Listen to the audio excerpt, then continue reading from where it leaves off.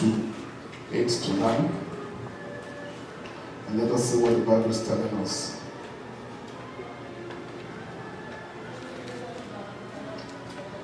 He said, "For by grace are you saved, through faith, that not of yourself, it is the gift of God, not of works, lest any man should boast." Praise the Lord. Father, we thank you in Jesus' name. Thank you, Father, for your word. For in Jesus' name we pray. Amen. When you come to God with faith. By faith are we saved, not by our own works, not by what you do, not by what you believe in, but faith in the finished work of our Lord Jesus Christ. For peradventure Christ did not die for you, Christ did not die for us, we will have no salvation. But Christ dying for us on the cross of Calvary, he fulfilled the ultimate price, paid that ultimate price for us on the cross of Calvary. And by faith in what he did for us on the cross of Calvary, we are saved. Praise the Lord. That was why the Bible said, "For God so loved the world that he gave his only begotten Son, that whosoever believeth in him will not perish but have everlasting life." You have to believe by faith. Every one of us did not see Jesus Christ, but we heard about him. We heard that he died for us. Praise the Lord. And we are anchoring our faith on what he did for us on the cross of Calvary. So salvation comes by belief and faith in what Christ did for us. Praise the Lord. Hope you understand what I'm saying. Hebrews 10:22 says, "Let us draw near with a true heart in full assurance of faith, having our hands sprinkled from an evil conscience and our bodies washed with pure water." Now that we know that Christ has paid this price for us on the cross of Calvary, what do? We have to draw near to him now in faith, having our conscience purged, purifying our conscience of our sinful ways. Because sinners can never seek God. Sinners can never come to God. Why? God is a holy God. He's a righteous God. And those that will come to him must come in holiness and righteousness. You can never put a pure white cloth. Now there's white here. And the black, you see the black is very obvious. God is like this white, is very white. When the black is on top of it, you notice it. It doesn't match that much. Because white is purity. Praise the Lord. White is purity. God is pure. God is clean. God is holy. God is righteous. A sinful man can never enter into the kingdom of God. Sin cannot see God. The Bible says righteousness exalts a nation, and sin is a reproach unto God. Now, Paul is admonishing the people. He said, "Let us draw near now with a true heart."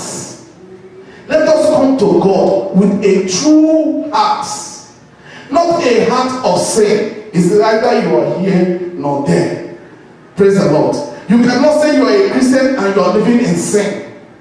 Christians are not supposed to commit sin. Why? Because we are born of seed that is not corruptible. We are born of incorruptible seeds. We are the seeds of God. And as the seeds of God, we are pure. Because our seed is supposed to bring forth goodness. It's supposed to portray Christ in us. Praise the Lord. Paul said, "Let us come to God with a true heart, in full assurance of faith." What is that faith? Faith is believing that God is able. Faith is believing that God has died for, Christ has died for you on the cross. Faith is believing that Christ paid the ultimate price for you. Faith is believing in God. Praise the Lord. We're talking about faith, and we are now putting faith concerning our faith, our relationship with God. concerning salvation. For our salvation to be sure, we have to have utmost faith in God. And having utmost faith in what He did for you on the cross of Calvary. Praise the Lord. Galatians 5:22 says, but the fruit of the Spirit is love, joy, peace, long-suffering, gentleness, goodness, and faith. There is a fruit, we that are born of God, we are born of not corruptible seeds, but of incorruptible seeds that are supposed to bear fruits. As a child of God, we are supposed to bear fruits. And now those fruits are the Spirit of God, love. Sometimes you meet Christians, they say they are Christians, but among them there is no love. They're having contention. People are quarreling. They are fighting. They gossip. They hate one another. But among them, they confess that they are Christians. They are not Christians. Because Christians are supposed to bear fruit. What is that fruit? First, love. What is love? Love is for you to share your better parts for another person. The Bible says, love yourself as your neighbor. Or rather, love your neighbor as yourself. Praise the Lord. He said we should love our neighbor as ourselves. Many of us confess and say, I love God. I love God. Who is God? God is the Spirit. You can't love somebody you don't see. Praise the Lord. You're supposed to love first the person that is close to you. Why? Because God is in that person. God is in your sister. God is in your brother. So you don't say, I love God, and you hate your neighbor. You don't say, I love God, and you hate your sister that is by your side. If you love God, your sister is carrying God. Your sister is bearing God in herself. That love that you have for God is supposed to be portrayed in your sister. That is why love is the greatest commandment.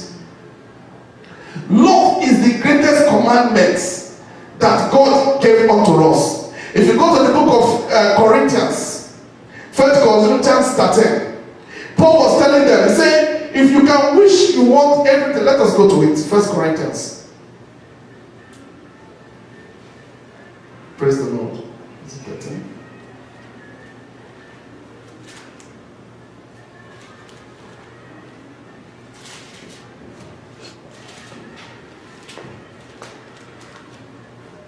He said, though I speak with tongues of men and of angels, I have not charity. I am becoming as a sounding brass or a tinkling cymbal. And though I have the gift of prophecy and understand all mysteries and all knowledge, and though I have all faith, so that I could remove the mountains, I have not charity. Charity, there is love. He said, I am nothing. And though I bestow all my goods to feed the poor, and though I give my body to be burned, I have not charity, it profited me nothing. Though you can do whatever, you give all your hands to the needy. You have so much money and you give it to the poor, and you have not love. You don't give it with love. He said it profited you nothing. Praise the Lord. It profited you nothing. Let me repeat verse 2. He said, and though I have the gift of the prophecy, the gift of the Spirit, the gift of the Spirit, 1 Corinthians 12, 9 gift of the Spirit, though you can raise the dead, though you can heal the sick, you can cleanse the leper, you can do signs and wonders and miracles, but without love, charity, he said it will not profit you anything. Praise the Lord. Though you can do all those things, without love, it is nothing before God. Praise the Lord. Then verse 4 says, charity suffereth long. Love suffereth long. Love suffereth long and is kind. Love is kind. Love does not envy. Love vaunteth not itself. It is not puffed up. Love does not say me, me, me. You're thinking of yourself. Oh, you have a little porridge that you're supposed to share with your brother or your sister. You're thinking of how you can be fed alone. Oh, I'm so hungry, let me eat all the food, and you leave the other person hungry. That is not love. Praise the Lord. Love does not say, I'm everything. You're so puffed up. You're so full of yourself. That is not love. Praise the Lord. Love brings humility also. Love does not behave itself unseemly. Love seeketh not her own. Love don't say just me. You don't think of the welfare of other people. You are inconsiderate to other people's situation. You don't care about what other people are going through. Praise the Lord. That is not love. Praise the Lord. Love cares. Love is not easily provoked. Love does not get angry unnecessarily. You saw what happened in USA, and they were having a party, Christmas party. Praise the Lord. And this guy and the wife, they came in. The wife just had a baby. I think they've been working there for a long time, and they were so happy with them. Suddenly, the guy and the wife drove out, came back with gun and killed everybody. That is not love. There is no religion that preaches hate. The Christianity is all about love. Love supersedes everything. Love is forgiveness. Love is let's live. Live and let's live. Praise the Lord. Love does not bear grudges. Love does not bore hatred in his heart. Praise the Lord. We're talking about faith. Faith towards love and the gift of the Spirit. Love does not behave itself unseemly. Praise the Lord. Love does not rejoice in iniquity. Love does not rejoice in sin. Praise the Lord. Iniquity is sin. It does not rejoice in iniquity. But love rejoices in truth. Love beareth all things, believeth all things, hopeth all things, endureth all things. Charity never fails. Love never fails. But whether there be prophecies, they shall fail. Praise the Lord. So love is the first fruit of the Spirit. Love is the first fruit of the Spirit. Then joy. The fruit of the Spirit is joy. It's peace. It's long suffering. It's gentleness. It's goodness. Above all is faith. Faith is a fruit of the Spirit. So it is important for us to ask God, give me faith. I want my faith to increase. Faith is assurance. Faith is confidence. Faith is the substance of things hoped for, the evidence of things that you have not seen. Praise the Lord. You are believing a child at home will believe that come what may, she's going to have her dinner. This is Christmas period. Everybody now that has a good mother will say, oh, my mommy will buy me maybe candy. I will get a present from my mommy. I will get new clothes from my mommy. Praise the Lord. You believe that she will give you whatever you desire. You have the confidence. You have the trust. You have the confidence that your mother will give you everything. God bless you. You have the confidence that your mother will give you whatever you desire. That is faith. Praise the Lord. That is faith. Faith. We have the natural faculty of faith, which is the sixth sense. Praise the Lord. Which is the power to believe. Faith is the sixth sense. Ability to believe that God is able to deliver you. There are situations that you are going through, and you know that nobody can deliver you except God. You, no matter what is happening, you say, God, my God will see me through.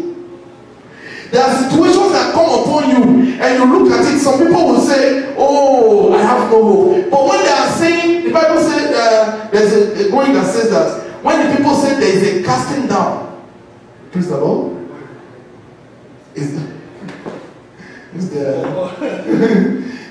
When the people say there is a casting down, we the children of God will say there is a lifting up. So we don't say, the Bible says, let the poor say I am rich. Let the blind say I can see. Why? It is faith. Substance of things hoped for. Evidence of things you cannot see. Why are we talking about faith today? The year is coming to an end. Many of us may have not achieved what we wanted to achieve from the beginning of the year to this day. So what do we do? Should we give up hope? No. Should we start crying? No. I'm encouraging every one of us, let our faith increase. The God will deal with you according to the proportion of your faith. Praise the Lord. Faith is the sixth sense. We have 5 senses: touch, feel, smell, see, and taste. Those 5 senses, maybe you want something and you look at, oh, it's not there. Or let us attribute it to healing. You're praying for somebody now and the person doesn't stand up. And the person still feels the bone. You see it, you know it, and you feel, oh, God did not hear my prayer. No. The sixth sense is believing in the word of God. Believers shall lay hands on the sick, they will recover. You lay hands on the sick, you believe that God has healed that person, you go on your way. You have done your own, leave God to do his own. Praise the Lord. Faith is believing that come what may, that money I am believing God for, it will come miraculously. Praise the Lord.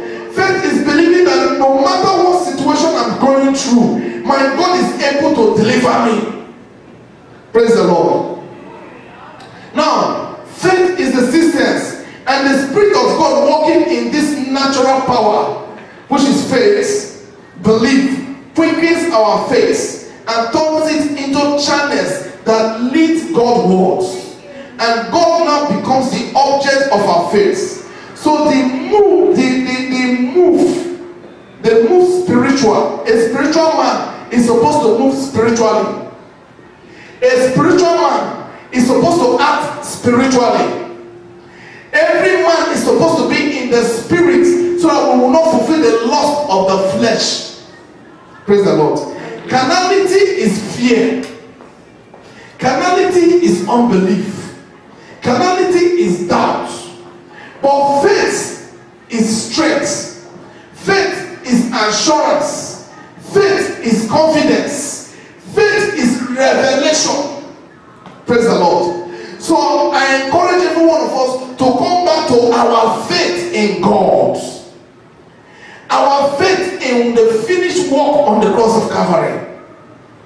I gave one instance some time ago about Peter. Peter walking on Jesus Christ walking on the sea, and Peter and his cohorts saw somebody walking on the sea. They were scared. They thought it was a ghost, and Jesus Christ told them not to be afraid, that is he. And Peter said, if that be the Lord, tell me to come. And Jesus Christ said, come. When Jesus Christ told Peter to come, Peter just jumped from the boat onto the sea and started walking on the sea. But while he was walking on the sea, looking at the Christ, holding on to the word of God, he did not sink. But immediately he became afraid. He noticed that, I am walking on the sea. The situation has not changed. I have my bills to pay. Where am I going to go? Where is this money going to come from? They are calling me credit. They are calling me now. They want their money. What am I going to do? And you begin to worry. Immediately, he began to notice the winds. He began to notice that he's on the sea. What happened? He began to sink. Praise the Lord. So you do not allow the fear to overwhelm you. Fear is of Satan. When fear comes upon you, what you empower will overcome you. Do you know why Satan noticed? Satan attacked Job. Job was afraid for his children. And that was why Job said, what he feared most has and make party. He said, I don't know if my children have sinned. He will go and sacrifice cow. I don't know if my children have committed this sin. He will go and do this. He said, what he feared most has come upon him. Praise the Lord. What you fear, you empower. That is why God has given you the power of the tongue. When fear comes, you reject it. The Bible said, you should submit yourself to the Lord. Then rebuke Satan, and he will flee from you. Submit yourself to what? The word of God. What is the word of God for you today? This sermon is to encourage you for your faith to bounce back. Your faith for salvation. Your faith that you have been saved. Your faith concerning your destiny. Your faith concerning your future. Praise the Lord. Your faith concerning the work of your hands for you to come back. Praise the Lord. He said, submit yourself to the word of God. Submit yourself to God. Then resist Satan. He will flee. Now you submit yourself to the word of God. If you are sick and you begin to decree, by the stripes of Jesus I am healed. Whatever it is, if you have pain, it is the truth. One of these they will go through healing. If you have pain in your bone, begin to call it out. This pain, by the stripes of Jesus I'm healed. What are you doing in my body? I am healed. That is, first you're submitting yourself to the word of God. By decreeing, I am healed by the stripes of Jesus. Now, he said, resist the devil and he will flee. How do you resist him? You cast it out. Pain, Satan, get ye behind me. You pain, get out of my body in Jesus' name. You begin to cast it out. Before you know what is happening, the pain will disappear. So faith is important for us. The sixth sense, believing that God will hear your prayer. Believing that you are anchored on the word of God. Praise the Lord. And that word of God will save you. And that word of God will bring redemption. And that word of God will bring deliverance. And that word of God will bring restoration. In the name of our Lord Jesus Christ. Praise the Lord. So the more spiritual a man becomes, the stronger will be his faith. And the more effective it will be in his action. The more spiritual you become. What is being spiritual? To be spiritual is to get carnality out of your life. And there are various ways that we can take to be spiritual. Walk in spiritualism. How? Through prayer. Praise the Lord. I said sometime last 2 weeks that we fast to kill flesh in us. When you're fasting, you're telling God, take away the excess flesh in me. Help me, that lying spirit, that argumentative spirit, anger, that thing that hinders your presence in me. When you are fasting, you are conscious of yourself. You are conscious of what you say. You are conscious of where you go to.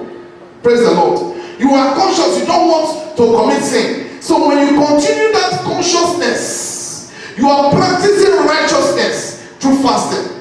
Praise the Lord. You are practicing holiness. You are getting closer to God. So your spirituality will increase, and as well, your faith in God will increase. Praise the Lord. All those fears that you used to have, you will not have it anymore. All those unbelief, you will not have it anymore. Because when you are fasting, you are getting closer to God. You are studying the word. You are knowing more of his promises. Praise the Lord. Faith, Romans 1:17 says, the just shall live by faith. Who are the just? He said, the just shall live by faith. The just shall live by revelation. And the Bible says, without faith, no man can please God. Without revelation of who Christ is, you can never please him. If you believe in God today, tomorrow you do not believe in him. You grow up to him today, tomorrow you are neither here nor there. He cannot work for you. But if you believe that God, he said, who can be against you? Praise the Lord.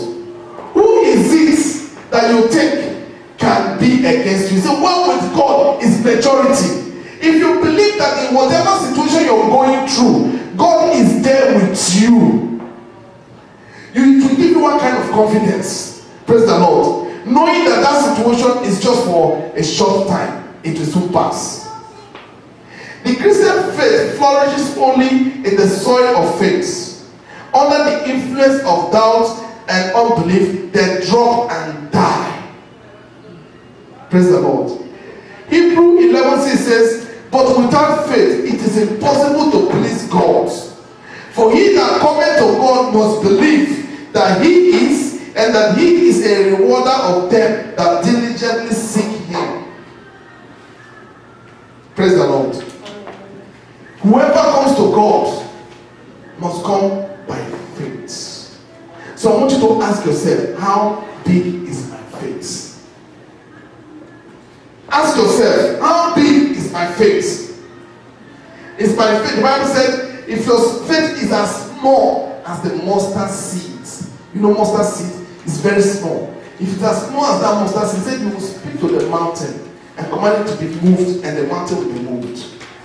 So if we cannot move any mountain, that means our faith is smaller than mustard seed, or we are faithless.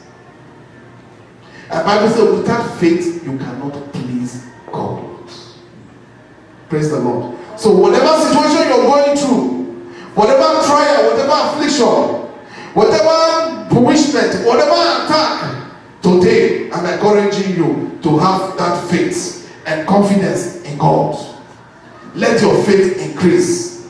Let your confidence in God increase. Let your trust in God increase. Believe that He is able to deliver you. Believe that God is able to restore you. Believe that God is able to change your situation. Believe in God. Praise the Lord. Faith in God. Abel by faith, his substance that he gave unto God was accepted to him. Because he believed and he knew something that Cain did not know. Praise the Lord. I encourage every one of us to increase our faith. I want us to bow down our head. I don't want to go more into teaching today. I'm just taking it bit by bit. I want us to bow down our head and talk to God concerning our faith today.